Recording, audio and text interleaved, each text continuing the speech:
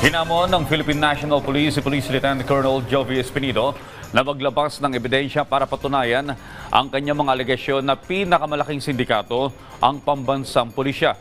Samantala, kumuha naman tayo ng mga tauhan ang PNP mula sa ibang rehiyon para sa karagdagang puwersa para tumulong na magsilbi ng arrest warrant kina Pastor Apollo Kibuloy. Si Rod Lagusad sa detalye.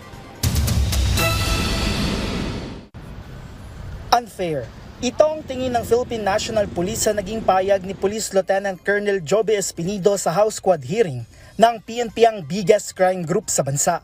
Ayon kay Espinido, merong quota at reward system nung ipinatutupad ang Operation Tokhang bilang isa sa mga programa na nakaraang administrasyon sa war on drugs. Ayon kay PNP spokesperson Colonel Jean Fajardo, nagulat at kanilang ikinalungkot ang sinabi ni Espinido. Binigyang diin ni Fajardo na ang isang organized crime group ay binuo para gumawa ng krimen na malayo sa dahilan kung bakit naitatag ang PNP.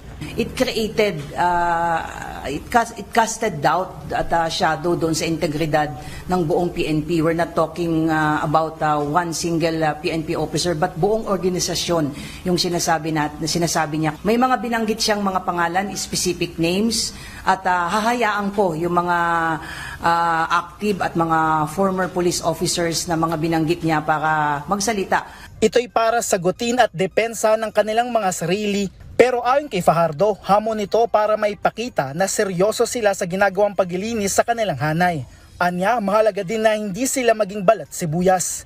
Patuloy anya ang ginagawang internal disciplinary mechanism sa PNP. Pagdating naman sa pwedeng kahinatnan ni Espinido matapos ang kanyang naging pahayag, he has to answer for his claims. That is for sure.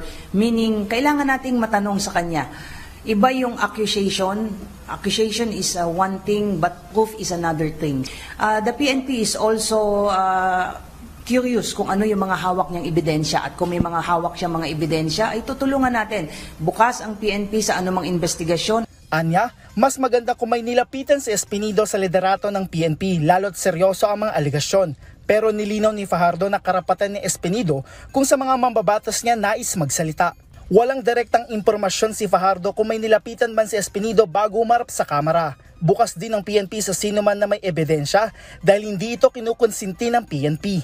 Samantala, sa ikalimang araw ng paghanap kay Kingdom of Jesus Christ leader Pastor Apollo Kibuloy, pagod na at kinakailangan magpahinga ng mga naunang pulis na nagpatupad ng arrest warrant ayon kay Fajardo. Ito'y lalo't malawak ang compound ng KOJC. Kumuha na rin po tayo ng augmentation sa ibang region kasi pag-ilangan din naman pong magpahinga ng mga ibang pulis po natin na deploy ng first 1 to 3 days ago na talagang napasabak during the height ng violent rally ng KOJC. So maraming nasugatan, maraming na ospital. So kailangan magpalit po. So yung contingent po ng AFP is just there to provide augmentation. Anya, ang mga tauhan mula sa Civil Disturbance Management o CDM ng AFP ay unarmed o wala namang dalang armas. Aabot naman sa 60 pulis ang nasugatan habang maging ang mga KOJC members ay ginagamot din ng PNP. Rod Lagusad para sa Pambansang TV sa Bagong Pilipinas.